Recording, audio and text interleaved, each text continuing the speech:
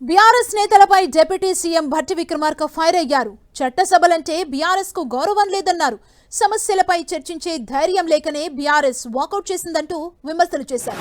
Budget లో పేద ప్రజల కోసం నిధులు కేటాయిస్తే తప్ప అంటూ ప్రశ్నించిన భట్టి అధికారంలో ఉంటే ఒకలా, ప్రతిపక్షంలో ఉంటే మరోలాగా ప్రవర్తిస్తున్నారని మండిపడ్డారు. గతంలో తాను ప్రతిపక్షంలో ఉంటే మైక్ కట్ చేసిన బీఆర్ఎస్ నాయకులు ఇప్పుడెందుకు సభ నుంచి వాకౌట్ చేశారని ప్రశ్నించారు.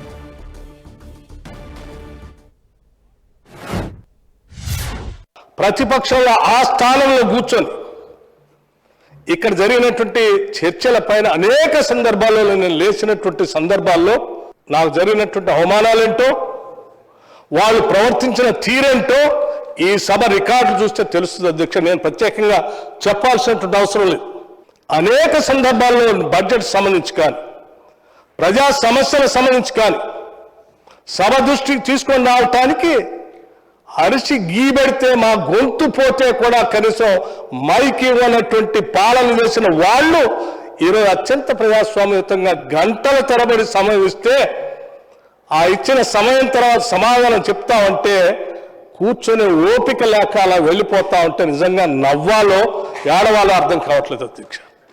ఇది వీరికి ప్రజాస్వామ్యం మీద ఉన్నటువంటి గౌరవం, ఈ సభలో జరిగేటువంటి చర్చల పైన వారికి ఉన్నటువంటి నమ్మకం.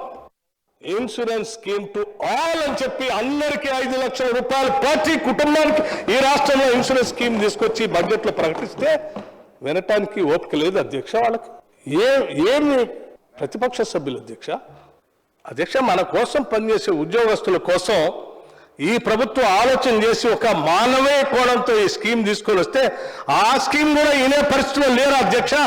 ఏమిటి ఈ ఉద్యోగస్తులు ఎవరు అటువంటి పథకాలు పొందకూడదు అధ్యక్ష? ఇది ఎక్కడ అన్యాయం అధ్యక్ష?